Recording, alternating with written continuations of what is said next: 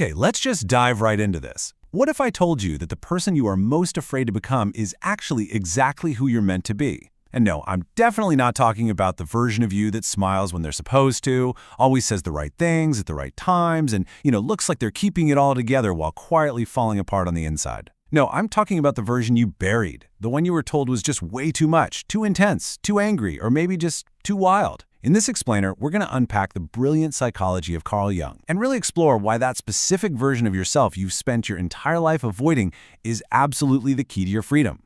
So, you might think you're making your own choices, right? That you're totally in control. But I want you to consider those strange moments of stillness. Maybe it's in the middle of the night, you're staring at the ceiling, and those fake smiles finally fade away. There's often this quiet, really aching hollowness that creeps in. And it's in those exact moments you might suddenly realize, wow, my entire life has been this carefully constructed performance, designed solely to be accepted, to be liked, and to stay safe. Whose life am I really living anyway? Well, this feeling stems directly from Carl Jung's theory of fragmentation. Jung believed that our deepest, most profound suffering doesn't actually come from trauma or our past mistakes.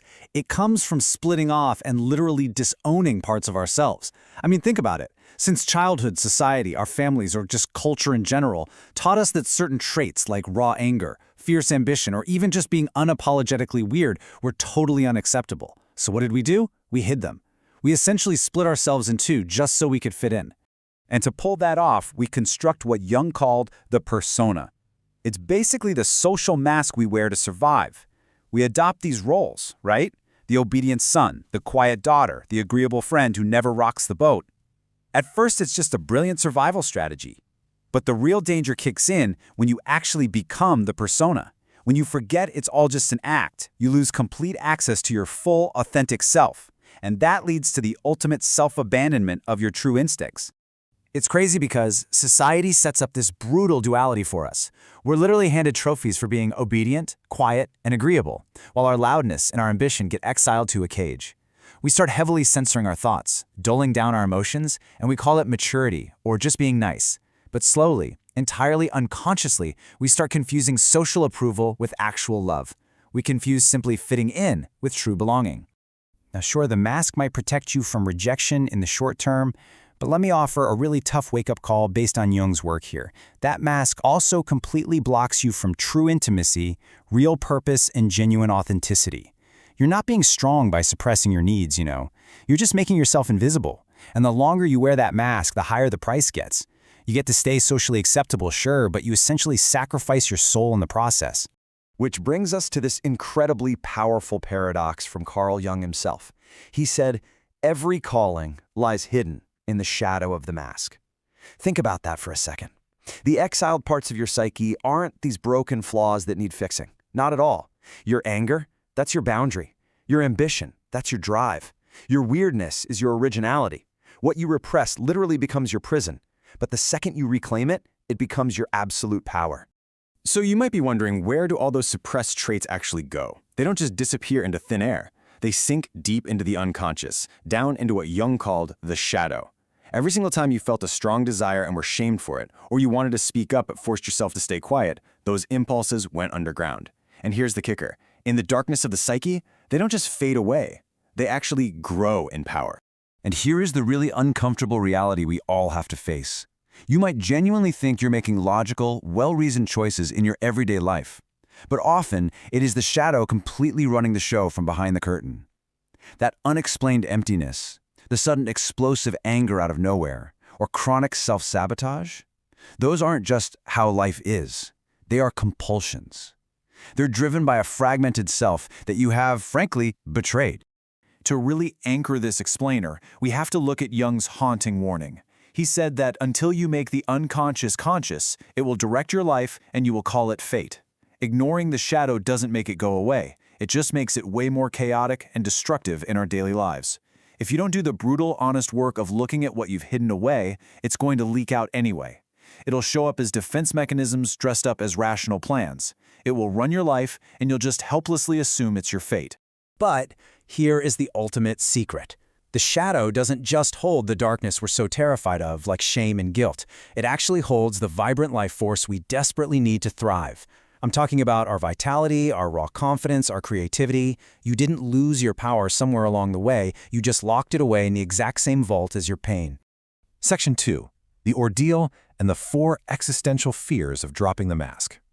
Let's be real. If integrating the shadow were easy, literally everyone would do it. Instead, we are violently held back by 4 massive existential fears. First off, we're terrified we'll become a bad person, constantly mistaking healthy aggression for cruelty. Second, we fear sheer rejection if we stop performing for everyone else. Third, we actually fear our own power, thinking it will somehow hurt others, so we play it small. And fourth, this is the most terrifying one of all. We simply don't know who we are without our defenses. Our ego goes into a full-blown panic at the mere thought of dismantling its safe, familiar little structure. But eventually, you're faced with a choice. You can be accepted for a fake mask and feel totally empty inside, or you can be rejected for your truth and finally feel genuinely alive. Hiding yourself just to keep the peace? That's the ultimate form of self-abandonment. Because the truth is, if you choose the mask, you're already being rejected, just by yourself. And there's absolutely no path in life where everyone approves of you anyway. This brings us to a massive, game-changing concept in Jungian psychology called individuation. And I really want to demystify some of the modern toxic positivity around this. Becoming who you truly are, it's not some peaceful discovery you stumble upon at a weekend yoga retreat. It is an active, often brutal psychological journey of excavating the truth. It's not about adding more and more positive traits to your false persona. It's about literally tearing down the walls. And this is exactly why the journey is so incredibly hard. Individuation demands a symbolic death. The identity you've carefully, painstakingly constructed over decades just to be acceptable and lovable, it has to die.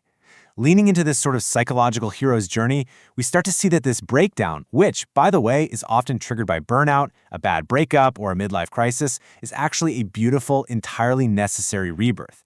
The ego has to dissolve so the real whole self can finally emerge.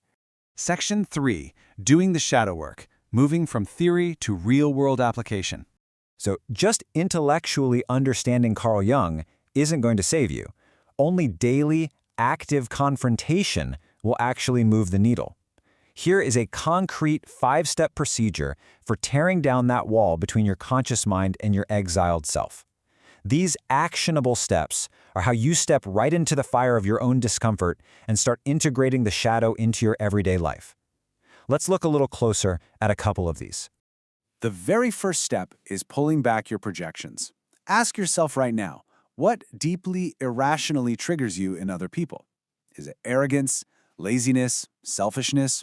Jung taught that what we obsess over or judge harshly in others is usually a direct mirror of the exact traits we have disowned in ourselves.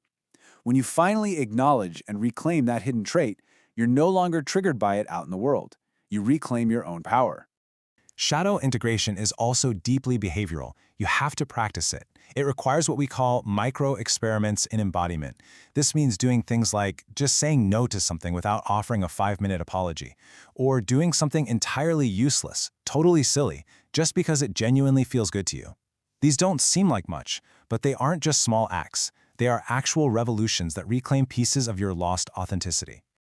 Final section, the return, emerging as your true self. I want to properly prepare you for what this actually looks like in practice. Early healing, it rarely looks like peace. Honestly, it mostly looks like overwhelming internal chaos. You're shedding the numbness, which means you start feeling absolutely everything deeply. You become way less predictable to your friends. You stop smiling just to make other people comfortable, which naturally makes you more polarizing. You simply become totally unavailable for performance. And weirdly, that ultimately leaves you feeling incredibly grounded. Because here is the ultimate reward of individuation. All that massive amount of energy you used to spend suppressing your emotions, denying your natural instincts, and constantly maintaining your social mask, you get it all back. You reclaim your raw life force energy, and that leads to a profound, unshakable stability that no longer requires constant external validation from everybody else. You finally stop living a life made up entirely of shoulds. Yes, you become less comfortable. You become more intense, infinitely more honest, and far, far more alive. The goal isn't to be this perfect, agreeable, flat projection anymore. The goal is to be a real, beautifully flawed, and deeply, truly alive human being. Which leaves us with one final lingering question to think about today. What is one part of yourself you have been totally afraid to accept? Just confronting that very fear? That is your first real step out of the shadows. Thank you for joining me for this explainer. Now it's time to...